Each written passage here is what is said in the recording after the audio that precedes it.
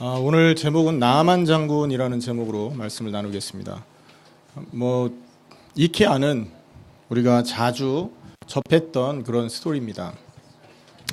잘 아시다시피 나만 장군의 이 지위가 사실은 보통 사람하고는 비교 안 될 만큼 굉장한 지위라는 거죠. 이 군대 장관은 있잖아요. 그 나라에서 그 군사의 최고 책임자를 말합니다. 우리나라 같으면 사령관 또는 그 사령관과 맞먹는 국방부 장관, 미국에는 국방장관 이런 사람들이겠죠. 그리고 전 군을 통솔하는 그런 사령관들, 그런 급에 있는 사람입니다. 찾아봤더니 이 군대 장관이라는 이 직급은요, 밑에 천부장이 있어요. 그 다음에 그 밑에 백부장. 여러분, 천부장은 군인 1000명을 통솔하는 직함이잖아요. 그러니까 백부장 밑에 10명이 있는 사람입니다. 근데 한 나라에 천부장이 하나겠습니까? 그죠? 그러니까 군대 계급의 최끝 부분에 있는 그 직분이 천부장인데 그 천부장들을 통치하는 사람이에요. 굉장한 지위를 갖고 있어요. 그리고 이 사람이 어느 나라의 군대 장관이냐? 아람이라는 곳이죠. 아람은 시리아를 말하는데요, 요즘에. 그 옛날 고대 이때는요, 그 아수르 제국의 포로가 되어 있었던 상태였었습니다. 그런데 하나님이 은혜를 주셔요. 이 나라에 은혜를 주시고 특별히 나아만한테 은혜를 주셔서 이 아수르에서 잠깐 이 아람 나라가 해방이 되는 때가 있었습니다. 1절에 나오죠. 아람 왕의 군대 장관 나아만은 그의 주인 앞에서 크고 존귀한 자니 이는 여호와께서 전에 그에게 아람을 구원하게 하셨습니다 라고 말했잖아요. 5장 1절요. 하나님께서 전에 그에게 아람을 구원하게 하셨다라고. 이 말은 아수르에게 포로 잡혀 있던 아수르에게 속국되어 있던 이스라엘을 하나님이 아람을 활용하셔서 거기에서 이 아람 시리아 제국이 해방되도록 도왔던 거죠. 여러분, 그러니까 이 나아만의 위상이 얼마나 대단했겠습니까? 이 나라에서. 이스라엘하고는요, 우호 관계로 이 시리아 아람이 우호 관계가 됐을 때도 있고 적대 관계로 있을 때도 있고 이렇게 온앤오프의 상황이 있었어요. 그리고 이 당시에 아람은, 여기에는 어떤 왕이 아람 왕의 이름인지 나와 있지 않잖아요. 근데 기록을 보니까 대부분 사람들이 베나닷 1세 정도 될 것이다 이렇게 예상을 하더라고요. 베나닷 1세는 여러분 우리 그 열왕기 하에 많이 등장하는 인물입니다. 자, 굉장한 여러분 속국으로 있던 나라가 나아만 때문에 해방을 받았기 때문에 나아만이 그 나라에서 얼마나 존귀히 받는 사람이었겠습니까? 그 시대의 모든 명성 다 갖고 있었겠죠. 그리고 그 시대에 많은 사람들이 그 사람을 보고 싶었을 겁니다. 인기가 많았을 거라고요. 존귀하고 영광받고 칭찬받고 그리고 그것 때문에 많은 물질적인 부귀와 영예를 누리고 사는 사람이었을 겁니다. 그죠? 그 직분이라는, 군대 장관 직분이라는 자체도 높은 거라서. 근데 그 사람이 굉장히 큰 치적을 갖고 있단 말이에요. 한마디로 말해서 이 사람은요, 그 시대 사람이 부러워할 모든 것을 다 갖고 있었던 사람이에요. 보통 사람들은 여러분 돈, 부귀, 이렇게 명예, 조그만 것 하나만 있더라도 사실 행복하잖아요. 행복할 것 같다고 생각하지 않습니까? 근데 이 사람은요, 그들이 부러워할 모든 것, 그리고 이것만 있으면 행복할 것 같다 생각하고 있는 모든 조건이 이 나아만 장군에게 있었던 거죠. 여러분 한번 생각해 보세요. 옛날 고대 시대에 큰 귀족들이 이렇게 지나가면 어떤 현상이 벌어집니까? 우리나라에 있잖아요. 옛날 사극 같은 거 보면요. 사또가 쫙 지나간다고 생각해요. 사또가 지나가면 온 동네 길 지나가던 사람이 전부 엎드려서 아이고 사또님 안녕히 가십시오 인사하잖아요. 근데 이 말단 직분이에요. 우리나라의 사또는. 근데 여기는요, 최고 끝에 있는 정점에 있는 사람이란 말이에요. 이 사람이 권력 최고의 정점에 있는 이 사람이 길 지나갈 때 사람들이 어떤 반응을 보이겠어요? 전부 엎드려서 절하지 않겠습니까? 뭐 여러분 임금 행차할 때 가끔 보면 그 뭡니까 군악대라고 합니까? 궁중에서 이렇게 음악하는 사람들이 뒤에서 막 음악을 울리고 그러잖아요. 대단한 위세를 갖고 있었을 것입니다. 그런데 이 사람이 그런 엄청난 부귀와 영예와 존귀, 영광을 갖고 있었지만 치명적인 약점을 하나 갖고 있네요. 그게 오늘 본문에 보면 나병을 갖고 있었다 이렇게 말합니다. 5장 1절에 나왔죠. 나병은 오늘날 말로 문둥병을 말합니다. 문둥병은 지금 의학으로도 사실은 의료 기술로도 사실은 이 병은 고칠 수가 없어요. 그래서 나병 환자들은요 따로 이렇게 모아서 생활하도록 하잖아요. 그래서 한국에도 한센인 마을이라고 그래서 한센이라고 말을 하면서 이렇게 모여 살지 않습니까? 이 말은요 엄청난 위세를 갖고 있었음에도 이 나아만 장군에게는 치명적인 약점이 있었다는 거예요. 이 세상에 어떤 방법으로도 해결할 수 없는 치명적인 약점을 나아만 장군이 갖고 있었다는 거예요. 사실 이 나아만 장군이 가지고 있는 이 병은요, 그가 가지고 있는 세상의 모든 영광으로도 해결할 수 없는 문제였던 거예요. 그 사람이 좋은 갑옷 입었었겠죠? 여러분, 좋은 갑옷으로 나병을 가렸다고 해도 그 병이 치료된 거는 아니잖아요. 그죠? 그리고 좋은 제복을 입었을 거 아니겠어요? 그 제복 앞에 얼마나 휘황찬란하게 번쩍거리는 훈장들이 달려 있었겠습니까? 여러분, 군대들 이렇게 도열할 때 보면 장군들 막 온 몸에다가 저 훈장을 휘감고 나오잖아요. 멋있습니다, 보면. 그리고 북한 가끔 이렇게 열병식 같은 거 할 때 TV 나오잖아요. 엄청난 군인들이 줄 맞춰서 착착착 갔는데 저 끝에서 별단 사람들 막 그 훈장으로 휘 감아서 서 있단 말이에요. 얼마나 여러분 위세가 대단합니까? 근데 그걸로도 이 나병은 해결이 안 된다는 거죠. 이게 사실은 이 나아만 장군에게 있었던 가장 큰 약점이었던 것이에요. 자, 그런데 어느 날 아람 땅에 노예로 잡혀온 이스라엘 소녀가 있었어요. 그 소녀가 나아만 장군 집에서 일을 하다가 이 나아만 장군의 문둥 나병을 보고 조언을 합니다. 이스라엘에 가면 엘리사라는 선지자가 있는데 그 사람한테 몸을 보여주면 그 몸이 나을 겁니다. 여러분, 그 말을 딱 들었을 때 보통 때 같았으면 나아만 반응이나 했겠습니까? 집에서 허드렛 일이나 하는 하인이고 종인데 관심도 없었을 그 여자아이 작은 소녀의 말에 귀가 번쩍 뜨인 거예요. 그래가지고는요 채비를 하고 그 엘리사에게 줄 재물 같은 걸 다 채비를 해서 왕한테 편지를 하나 받아가지고 이스라엘 땅으로 가는 겁니다. 자, 이스라엘 땅에서 왕한테 이제 군대 장관이 왔으니까 사실 여러분 생각해 보세요. 한 나라의 국방부 장관이 공식적으로 행차를 했다고요. 방문을 했다고요. 그러면 어떤 의미로 보면 굉장한 긴장을 합니다. 공식적인 그런 자리일 수도 있고 또 여기서는 개인적으로 찾아왔을지라도 굉장히 긴장하고 맞이한단 말이에요. 자, 나아만이 왕한테 편지를 딱 줬거든요. 그랬더니 5장 7절에 왕이 반응을 합니다. 뭐라고 반응했습니까? 5장 7절 같이 읽습니다. 이스라엘 왕이 그 글을 읽고 자기 옷을 찢으며 이르되 내가 사람을 죽이고 살리는 하나님이냐? 그가 어찌하여 사람을 내게로 보내서 그의 나병을 고치라 하느냐? 너희는 깊이 생각하고 저 왕이 틈을 타서 나와 더불어 시비하려 함인 줄 알라. 자, 무슨 말이죠? 나 하나님 아닌데 나한테 그 병 고치라고 하냐?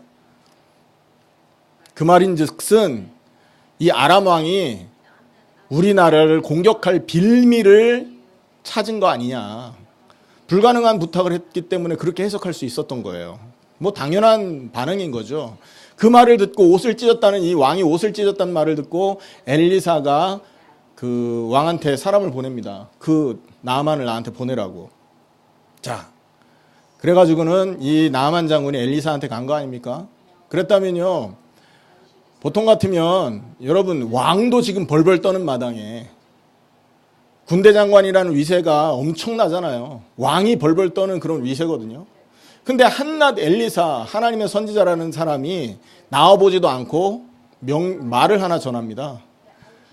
가까이 올 거 없이 오던 길로 돌아가서 요단강에 가서 7번 몸을 씻으면 나을 겁니다. 이 말을 전해 들었어요. 자, 이때 나아만 장군의 반응이 11절, 12절에 나오죠. 기본적으로 어떤 감정을 가졌냐면 11절에 보면 나아만이 노하여 물러갔다고 합니다. 자기의 지위를 몰라봤다는 거죠. 자기가 가지고 있는 것이 얼마나 위대한 것인가, 이 인간이 몰라보는 거예요.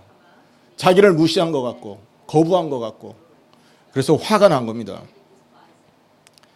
그리고는 말하죠. 내게로 와서 서가지고 그의 하나님 여호와의 이름을 부르고 그의 손을 그의 부위에 이 환부에 흔들어서 이 나병을 고칠 것이다 라고 생각했었는데 도대체 무슨 말이냐 하면서 다메섹으로 다시 돌아가려고 합니다. 다메섹은 그 시리아의 수도를 말하는데요.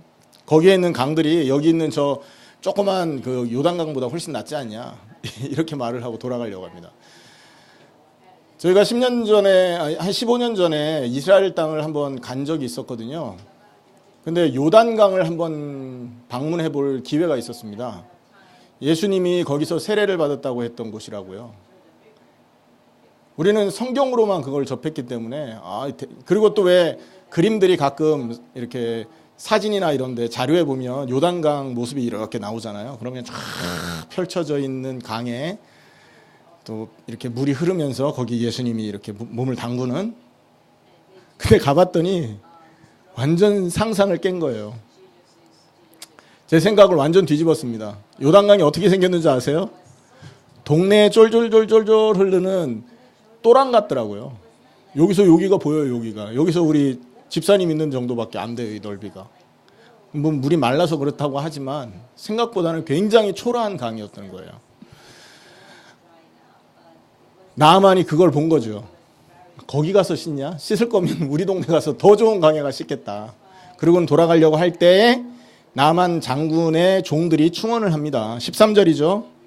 아니 아버지여, 선지자가 당신에게 더 큰 일을 하라고 해도 할 것이었는데 뭐 그 강에 가서 몸 씻으라는 게 어렵습니까? 우리 가서 몸이나 씻읍시다 하고 이제 간 거죠. 근데 14절에 보니까 7번 몸을 물에다 잠궜는데 일어나 보니 어떻게 된 겁니까?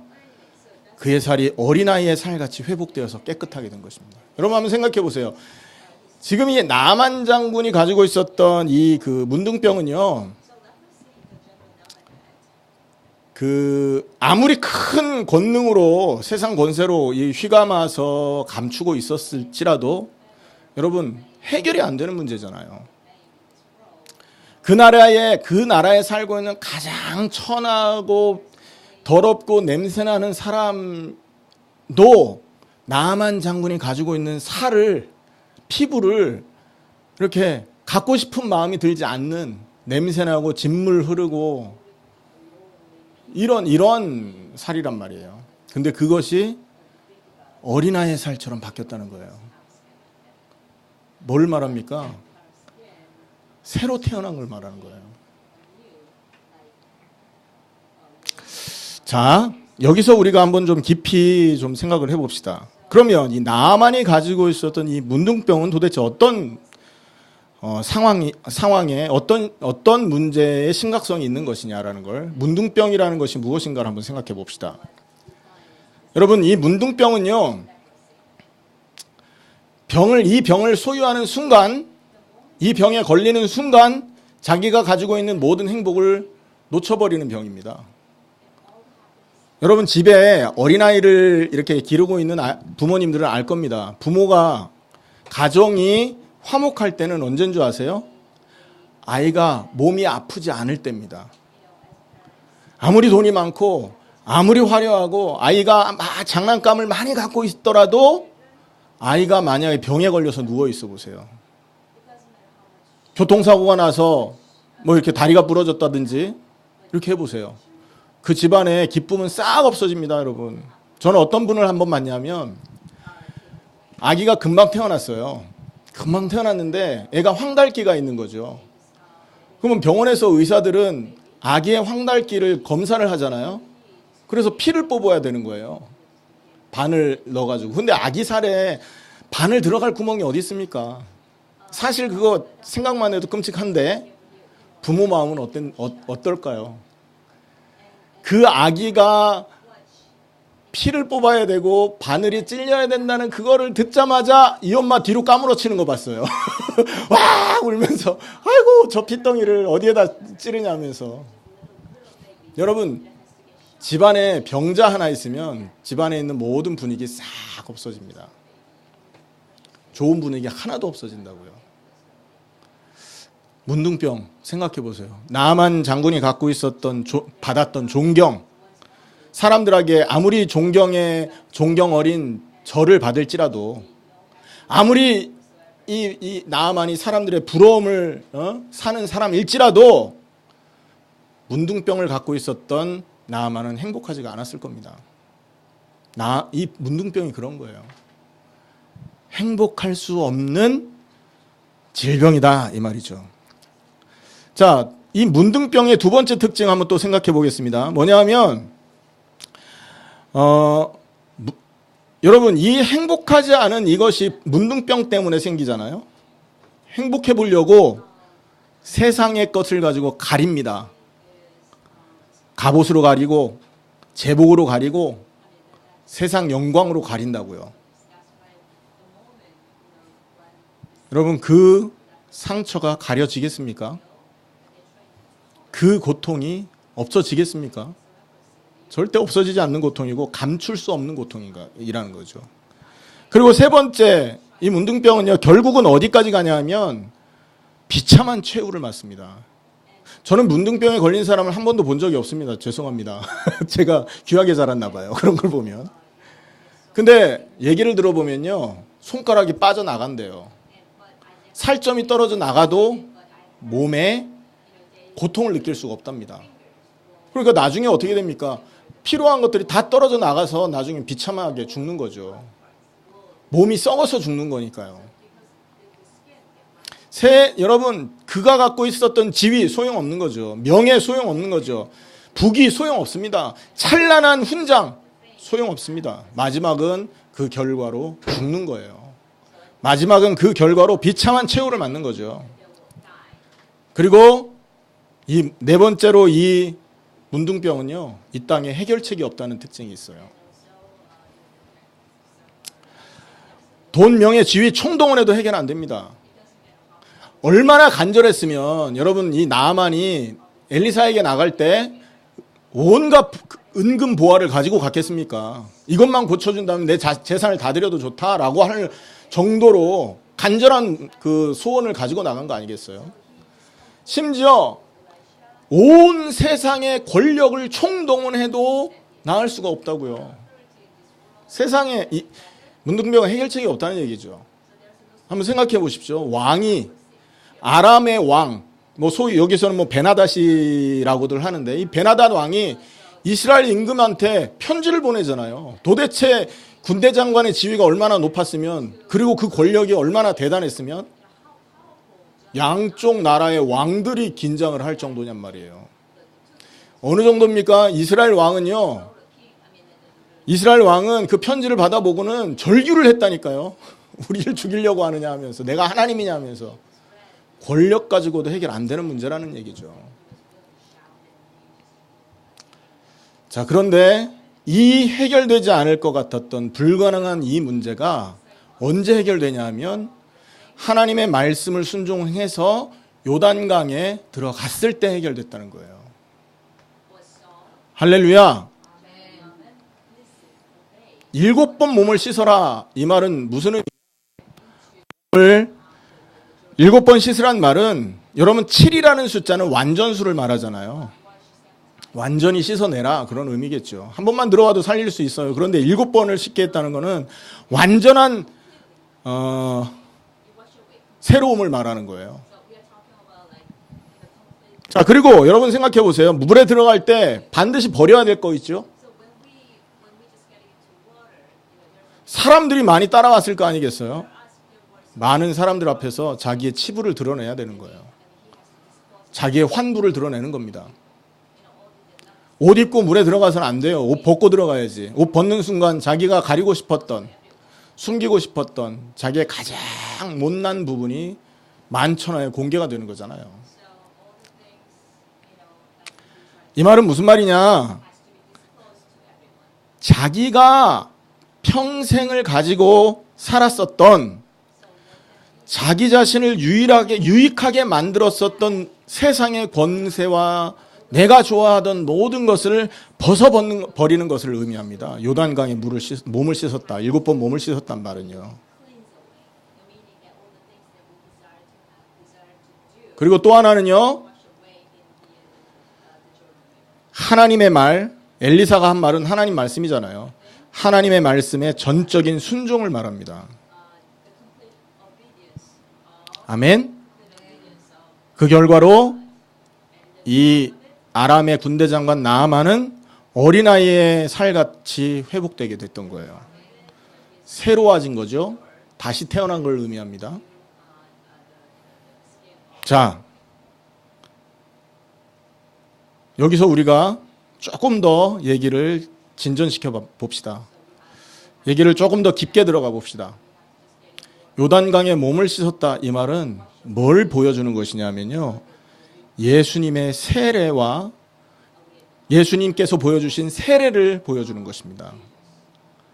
그리고 다른 말로는 여러분 세례는 다른 말로 뭐죠? 십자가와 부활을 말하잖아요. 이것이 바로 예수 그리스도의 십자가와 부활의 효과를 설명하는 사건이었다는 거예요. 다시 말하면 여러분 십자가에서 함께 죽고 예수님과 함께 죽음에서 부활한다는 이 말이 사실은 잘 추상적인 얘기라서 이해가 안 되는 수가 있다고요. 잘 이해 안 되잖아요. 그런데 하나님이요, 나만 사건을 통해서 십자가와 부활 사건을 여러분 우리 앞에 입체적으로 보여준 거예요. 시청각 교육을 한 거죠. 아이들에게 자 봐라, 이것은 이거야, A는 이렇게 생긴 거고 B는 이렇게 생긴 거야, 가르쳐 준 겁니다. 얼마나 친절하십니까 하나님이. 자 보십시오. 그러면 봅시다. 인생의 문둥병은 뭘 설명하고 있느냐 하면 여러분 우리가 가지고 있는 인생의 문제를 설명하고 있습니다. 여러분 우리가 가지고 있는 인생의 문제는 어디부터 시작됐느냐 하면 창세기 3장부터 시작됩니다. 창세기 3장 이전에는 인간은 문제가 없었죠. 왜요? 하나님의 형상이기 때문에 하나님과 함께하면 됐고, 하나님과 함께 사는 인간은 최고의 행복을 누릴 수 있었던 존재였던 거죠. 생명의 근원이 하나님이시라 하나님에게서 무한한 생명을 나누어 받을 수 있는 축복이 있었어요. 하나님이 축복의 하나님이라 땅을 통해서 모든 축복을 인간에게 공급하시는 분이었다고요. 건강에도 문제 없었고 아무 거에도 문제가 없었던 것이었습니다. 그리고 인간은 하나님의 이미지이기 때문에 원형상인 하나님의 존재를 높여드리는 일만 하면 됐던 거예요. 그럼 이 땅에 이 하나님의 형상이 몇 개나 존재하냐? 스태츄죠, 스태츄 여러분. 저기 리버리 아일랜드에 가보면 자유의 여신상이 있습니다. 그렇죠? 그렇듯이 여러분 훌륭한 사람의 모양을 이렇게 본따서 동상을 만들어 놓잖아요. 하나님의 형상이라는 말은 인간이 하나님의 스태츄라는 얘기예요. 그러면 하나님이 이 스태츄를 만든 이유는 뭐예요? 이미지를 만든 이유는요, 하나님 본체를 드러내게 하기 위해서지 않습니까? 엄밀하게 말하면 이 땅에 75억 개의 하나님의 스태츄가 살고 있는 거라니까요. 자, 그런데 이 스태츄들이 지금 다 뭐 하고 삽니까? 자기의 영광을 위해서 살아요. 저 리버티 아일랜드에 있는 자유의 여신상이 그걸 세운 사람의 뜻하고는 상관없이 지 영광을 위해 산다고 가정을 해보시라고요. 살아있는 사람의 동상을 세우는 경우도 있죠. 아주 훌륭한 일을 했던 사람들은 그렇게도 합니다. 그런데 이 원형의 그 원형이 이 스태츄를 세우는 이유가 있는데, 그 동상을 세우는 이유가 있는데, 이 동상이 원형의 뜻과는 상관없이 지 마음대로 살고 있다고 생각해 보세요. 웃길 거 아닙니까? 여러분, 인간에게 이런 일이 벌어졌지 않습니까? 지금 원래 인간은 하나님과 함께 있고 아무 문제 없었습니다. 하나님의 뜻을 이루어 드리는 일만 하면 됐던 거예요. 그런데 사단에게 속아서 자기의 유익을 따라서 하나님이 말씀한 선악과를 먹지 말라고 했던 그 명령을 어기게 된 겁니다. 그 순간부터 인간은 죄악 속에, 하나님의 진노 속에 거할 수밖에 없었던 것이죠. 자, 하나님을 떠나서 살고 있는 모든 인간은 이제는 더 이상 완전한 생명을 얻을 길을 잃어버린 겁니다. 그렇죠? 생명의 근원에서 멀어졌잖아요. 또 하나님에게서 멀어진 인간은 더 이상 완전한 축복을 받을 길을 놓쳐버린 거예요. 왜요? 완전한 축복의 근원이 하나님인데 거기서 멀어졌으니까. 그리고는 이 땅에서 많은 고통을 당합니다. 무슨 고통을 당했습니까? 영적으로 마귀에게 노예가 됐잖아요. 마음이 늘 죄악 가운데 거하고 있지 않습니까? 마음이 내가 원하는 것을 쫓아가고 있어요. 이게 뭐죠? 우상숭배 아닙니까? 나를 위해서 무언가를 쫓아가는 이 우상숭배 속에 우리의 마음이 장악되어 있다. 영혼의 문제가 오니까 마음에도 문제가 생기고, 이 마음에서 하고 있는 우상숭배를 통해서 전 인생에 문제가 들어옵니다. 가정 문제, 경제 문제, 육신 문제, 질병 문제, 환경 문제, 그리고 내세 문제, 후손 문제까지. 지금 우리가 가지고 있는 모든 문제가 하나님을 떠나면서 시작됐다는 거죠. 하나님을 떠나서 온 문제는 하나님께 돌아가면 해결되는데 하나님께 돌아갈 수 있는 길이 없는 거예요.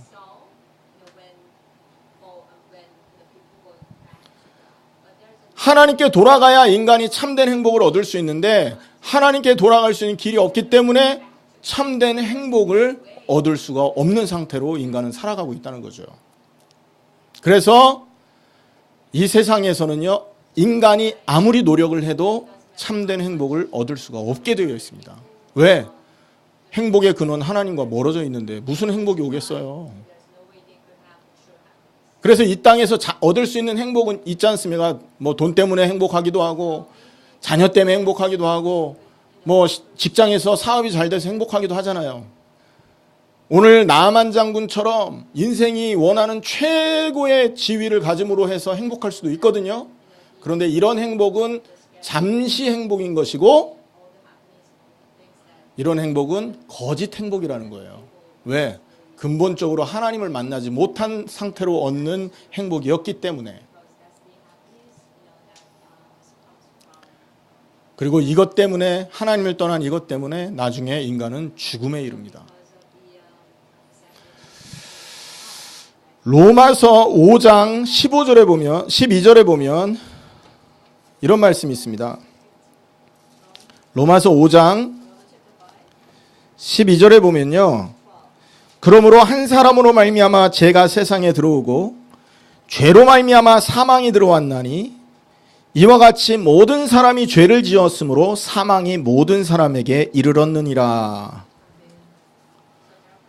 모든 사람이 하나님을 떠난 죄, 자기의 유익을 쫓아서 사는 이 죄를 범했고, 이 죄로 인해서 인간은 나중에 사망에 이르는 저주 속으로 들어간다는 거죠. 인간에게는 세 가지의 사망이 존재하죠. 어떤 사망입니까? 영적인 죽음, 육신적인 죽음, 그리고 세 번째 영원한 죽음이 기다리는 겁니다. 죄 때문에. 히브리서 9장 27절에는 모든 사람이 죽는 것은 하나님의 정한 이치고 그 이후에는 심판이 있느니라.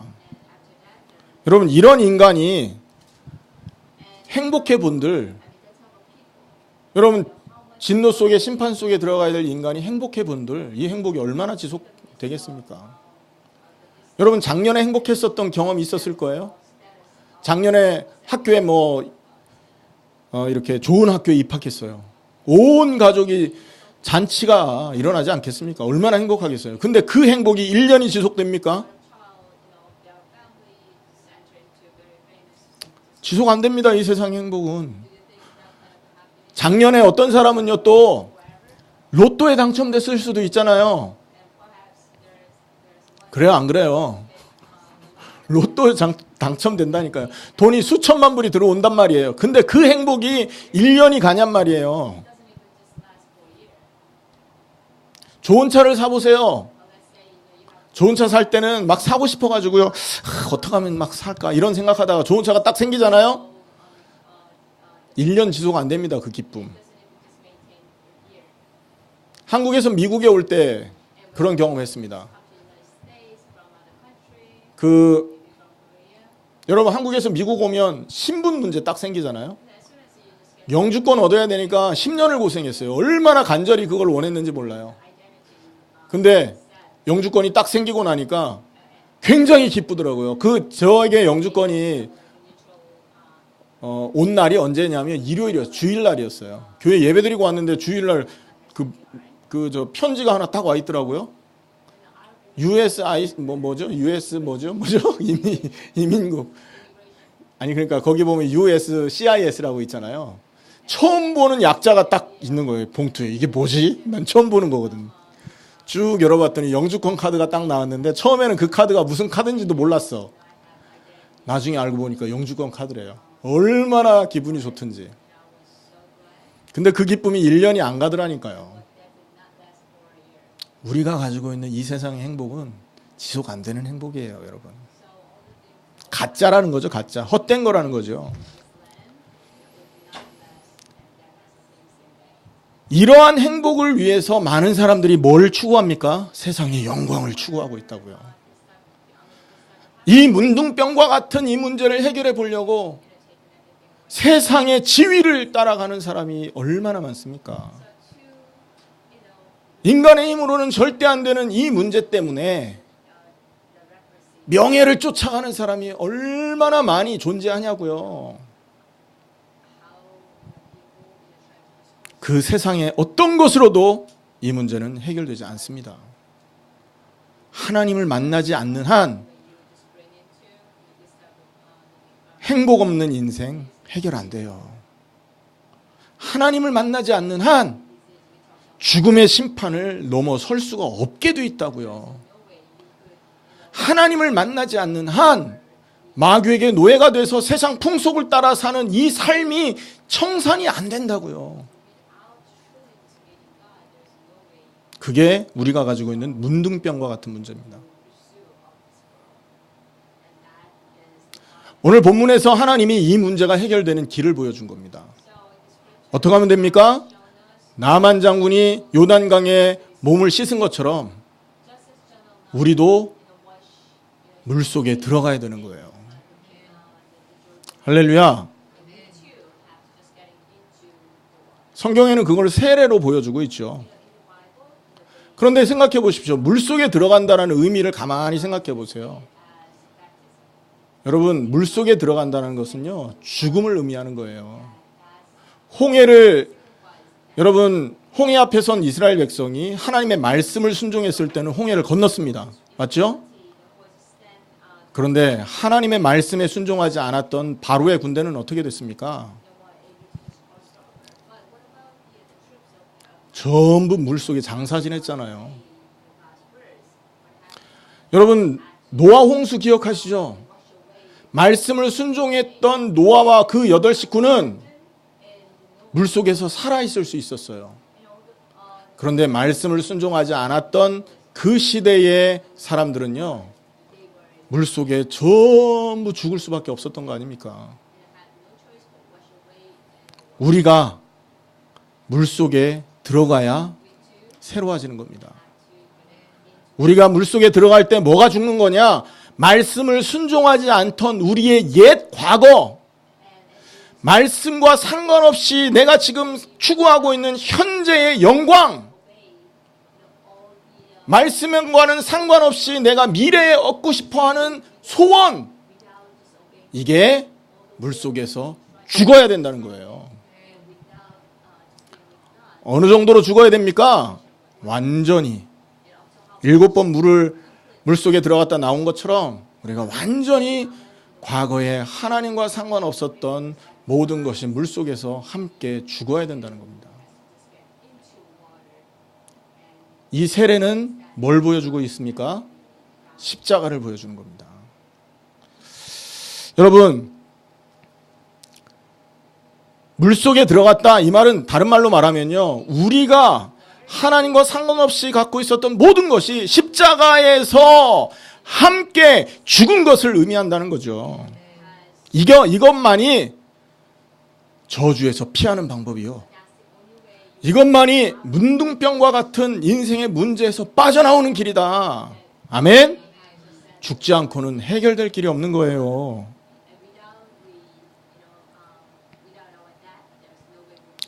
왜 우리가 십자가에서 죽을 때 이 문제가 해결됩니까? 그 십자가를 지신 그분이 바로 그리스도이시기 때문에 그렇습니다. 할렐루야.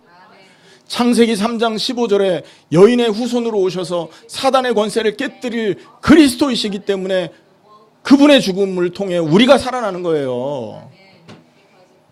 여러분, 골로새서 2장을 보면 이런 말씀이 있습니다. 골로새서 2장 2절 3절에 이는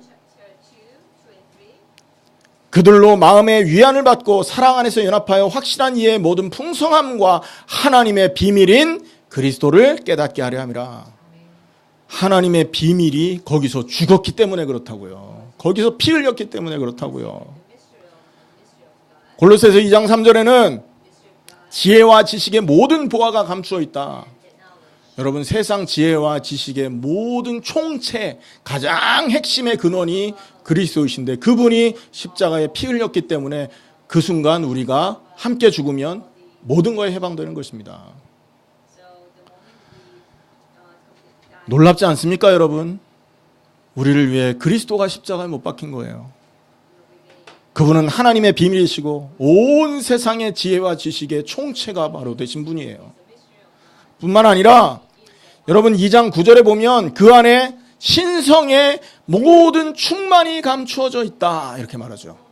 골로새서 2장 9절에 보면요, 하나님의 신성으로 충만한 분이 바로 그분이었다니까요. 10절에는 그분이 어떤 분이냐? 골로새서 2장 10절에는요, 모든 통치자와 권세의 머리다라고 말했다고요. 왕도 해결할 수 없는 문제가 문둥병 아니었습니까? 그런데 예수님은 그 왕의 왕이 되신 분이에요. 여러분, 왕이 인생의 문제를 위해 피 흘렸다고요. 어떤 왕이 자기 백성을 위해서, 자기 백성을 구하기 위해서 자기가 스스로 여러분 죽음을 맞이하는 왕이 있습니까? 만왕의 왕 되신, 모든 권세를 갖고 계신 그 그리스도께서 우리 구원을 위해 십자가에 피 흘리신 것이에요. 그러므로 그분의 십자가를 통해 우리는 새로워질 수 있게 되는 것입니다. 자, 그렇다면 여러분, 죽음의 의미 다시 한번 성경을 통해서 되새겨 봅시다. 십자가에 죽었다는 그 의미가 무슨 의미냐? 골로새서 2장 11절에 보시면 이런 말씀이 있어요. 또 그 안에서 너희가 손으로 하지 아닌 할례를 받았으니 곧 육의 몸을 벗는 것이요 그리스도의 할례니라. 할례는 십자가를 의미하잖아요. 죽음을 의미합니다. 피를 의미하지 않습니까? 그죠? 그 십자가, 그 할례가 뭘 의미하냐?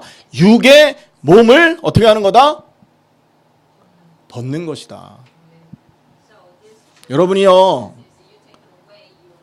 뒤집어 쓰고 있는 이 육의 몸은 문둥병 걸린 몸이라니까요. 하나님의 진노 속에 살고 있는 몸이라니까요. 우리가 소유하고 있는 이 육신의 몸은 저주받아 마땅한 몸이라고요.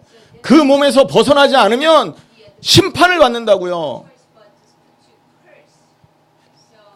그러나 십자가에서 예수님이 죽을 때 저주받고 재앙받고 진노받을 우리 몸이 함께 죽었다는 사실을 믿게 된다면 어떻게 됩니까? 그 몸에서 벗어나게 되는 것입니다. 부활인 것이죠. 놀랍습니다. 예수님께서 보여주신 이 은혜가요. 12절에 보면 너희가 세례로 그리스도와 함께 장사되고 라고 해요. 함께 장사되는 거예요.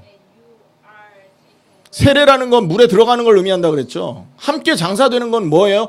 우리가 말씀을 따르지 않고 있었던 우리의 과거, 우리가 가지고 있었던 말씀과 상관없는 우리의 육신의 정욕, 세상 영광을 추구하던 우리의 모든 마음이 함께 십자가와 장사된다는 거죠. 13절에 보면 범죄와 육체의 무할례로 죽었던 너희라고 말합니다. 십자가에서 이것이 죽는 거예요. 골로새서 2장 13절이죠. 범죄는 뭐예요? 이 죄 가운데 행한 모든 행위를 범죄라고 하잖아요. 트랜스그레션이라고 그러는데 말씀에서 어긋난 모든 행위를 말하는 겁니다. 그것이 좋은 거든 나쁜 거든. 무할례, 죽지 않아서 영적으로 죽어있던 우리가 라는 말인 거죠. 근데 십자가에서 죽음으로 요것에서 우리가 벗어난다는 것이에요. 할렐루야. 얼마나 큰 비밀입니까? 이 죽음의 비밀이. 14절입니다. 우리를 거스르고 불리하게 하는 모든 법조문으로 쓴 증거를 지우시고 제하시고 버려서 십자가에 못 박아 끝내신 거예요. 할렐루야. 그러니까요, 우리가 십자가에서 판결받은 거예요. 사형. 그 사형 판결로 죽은 겁니다. 믿음으로. 사형 판결받아서 죽었다면 끝난 거잖아요. 이름도 없어집니다. 호적도 없어집니다. 성도 없어집니다. 그 사람이 갖고 있었던 모든 과거 싹 없어집니다. 이해되십니까? 이게 바로 최고의 신분 세탁이라니까요. 하나님 앞에 죄악으로 물든 우리의 신분을 새롭게 세탁하는 방법이 뭐냐? 십자가에 예수님과 함께 죽는 순간이라는 거예요. 너무 멋있잖아요. 이게 바로 십자가의 죽음의 의미. 나만이 물속에 들어간 의미. 예수님이 물의 세례로 보여주신 이 구원의 의미라는 겁니다. 이게 죄의 심판이라는 거죠. 자, 그리고는 어떻게 됩니까? 그가 부활하십니다. 나아만이 물속에 들어갔다가 어린아이의 피부와 같은 몸으로 다시 올라왔잖아요. 뿅 하고 나타난 겁니다. 뭐죠? 회복을 말한 거예요. 재창조를 말한 겁니다. 다시 탄생한 걸 말한 거예요. 영적으로는 구원을 말하는 겁니다. 언제 이게 회복됩니까? 십자가와 함께 죽은 자에게 부활이 선물로 따라오는 거예요. 예수님과 함께. 예수님과 함께 죽은 자야만 예수님과 함께 죽음과 저주에서 부활하게 되는 거예요. 어린아이의 몸으로. 할렐루야. 새로운 신분으로 하나님의 자녀된 모습으로 그리스도로 옷 입은 모습으로 살아난다는 거죠. 12절에 이 말을 하고 있습니다. 골로새서 2장 12절인데요. 또 죽은 자들 가운데서 그를 일으키신 하나님의 역사를 믿음으로 말미암아, 믿음으로 오는 겁니다. 이 역사는 그 안에서 함께 일으키심을 받았느니라. 할렐루야. 2장 12절이죠. 그 안에서 함께 일으키심을 받았다. 함께 죽어야 함께 일으키심을 받는 거예요. 13절에 보면 하나님이 그와 함께 살리시고 우리의 모든 죄를 사하셨다 이렇게 말하잖아요. 그리스도와 함께 죽음에서 부활해야만 우리는 죄와 상관없는 사람이 되는 겁니다. 어떻게 그러면 십자가에 죽고 어떻게 부활하죠? 방법. 믿음으로 받아들이면 되는 거예요. 할렐루야. 믿음으로 십자가를 받아들이는 거예요. 십자가의 죽음을 나의 죽음으로. 믿음으로 십자가에서 죽음에서 부활하신 그리스도의 부활을 나의 부활로 받아들이는 거죠. 그러면 죄와 상관없는 사람이 되는 겁니다. 성경에는요, 부활 이후에 변화된 사람들의 모습을 설명하고 있거든요. 자, 보세요. 15절에 보십시오. 골로새서 2장 15절.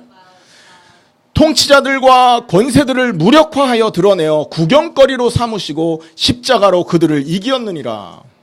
우리를 정죄하던 그 죄의 법을 이겨버린 겁니다.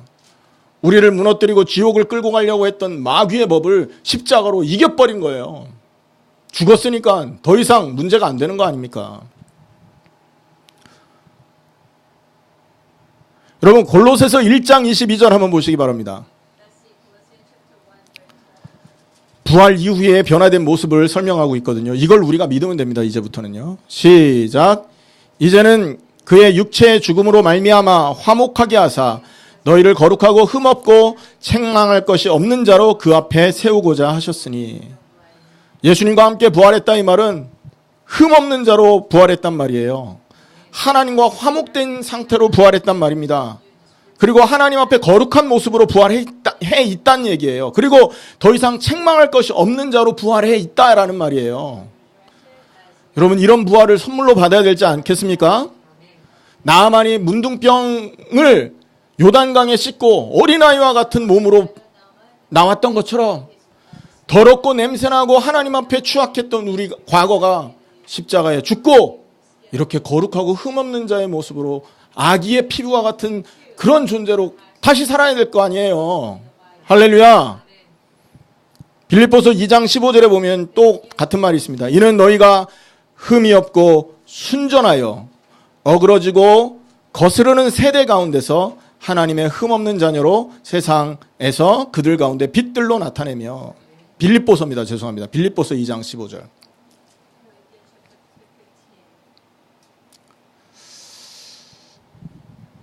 방법은 뭡니까? 믿음으로 되는 것입니다. 죽을 수 없잖아요. 우리가 죽으면 끝인데. 믿음으로 받아들이는 겁니다. 뭘 믿는 겁니까? 우리의 모든 과거가 십자가에서 함께 죽었다는 걸 믿는 거예요. 아멘. 그리고 예수님과 함께 다시 살아난 것을 믿는 겁니다. 이 말은 또 다른 말로 말하면 모든 문제가 끝났다는 걸 믿는 거예요.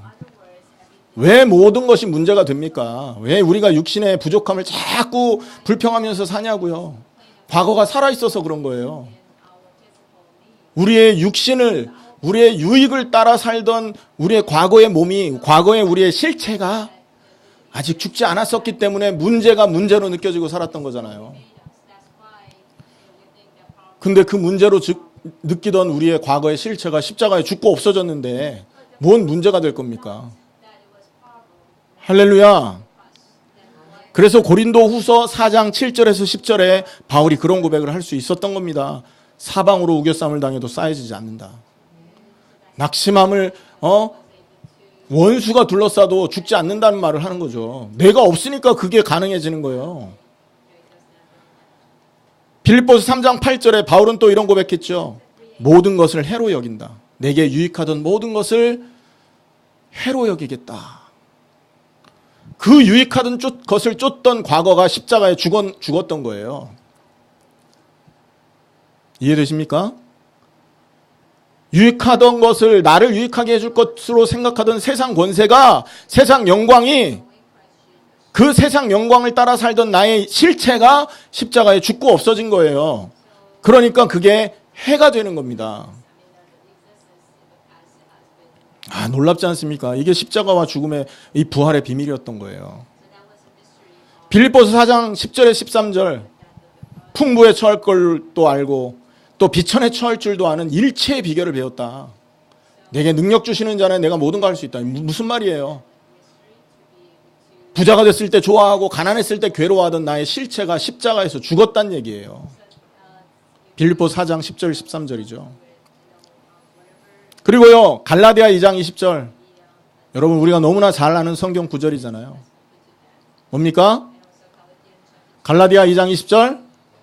내가 그리스도와 함께 십자가에 못 박혔나니. 자, 이때 못 박힌 게 누구냔 말이에요. 세상 영광을 추구하던 내 과거, 하나님의 말씀과 상관없이 살던 나의 모든 실체가 십자가에 함께 죽었다는 거예요. 아멘? 내가 그리스도와 함께 십자가에 못 박혀 죽었나니 그런즉 이제 내가 사는 것은 내가 사는 게 아니고 내 안에 그리스도께서 사는 것이고 그리스도의 영광을 위해 사는 것이 되는 것이에요. 죽지 않으면 절대 이런 삶은 불가능한 겁니다. 결론입니다. 이 말씀만 말씀드리고 오늘 메시지 마치겠습니다. 나만의 깨달음을 갖기를 바랍니다. 세상 영광은 인생이 가지고 있는 이 문둥병과 같은 문제를 해결하지 못한다는 깨달음이에요. 그래서 그 계집 여종의 말을 듣고 엘리사에게까지 갔던 거예요. 그리고 그리스도와 함께 모든 것이 죽어야만 물속에서 장사되고 물속에 7번 들어갔다 나온 것처럼 새롭게 된다는 사실을 여러분 믿으셔야 됩니다. 여러분 죽었습니까? 잘 안 죽어질걸요? 그 믿음으로 잘 이게 확 들어오는, 이게 하나님의 은혜가 있어야 들어오는 겁니다. 저 이거 20년 넘게 걸렸잖아요. 아, 이게 그거였구나. 이게 하나님의 은혜 속에서 알아지게, 지식으로 아는 거하고 실제로 알아지는 거 다릅니다. 정말로 이게 실제로 믿어지면요, 더 이상 이걸 위해서 살아가지 않게 돼 있어요. 죽은 건 뭐 자꾸 드러냅니까? 냄새나고 썩은 거. 실체도 없어진 거. 죽어야 그리스도와 함께 새로운 사람 됩니다.